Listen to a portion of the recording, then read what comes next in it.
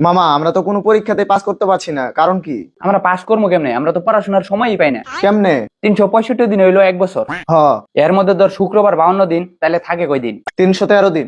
শীতকালীন, গ্রীষ্মকালীন, বর্ষাকালীন ছুটি ধর 50 দিন, তাহলে থাকে কয় দিন? 263 দিন। দৈনিক 8 ঘন্টা করে ঘুমাইলেও বছর 122 দিন ঘুমানো হয়, তাহলে থাকে কয় দিন? 141 দিন। দৈনিক যদি তুই 1 ঘন্টা করে খেলাধুলার পিছনে সময় দেস, তারপরে বছরে 15 দিন চলে যায়।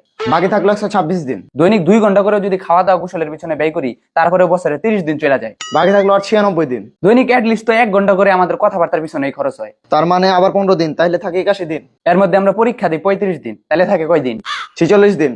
এই 46 দিনের মধ্যে আবার বিভিন্ন ফেস্টিভ্যাল, উৎসব টুৎসব, এগুলো ধর 40 দিন। ধ্যাৎ, তাহলে তো মাত্র 6 দিন থাকে। এই 6 দিনের মধ্যে হয়তো তুই 3 দিন অসুস্থ থাকবি, তাহলে থাকে কয় দিন?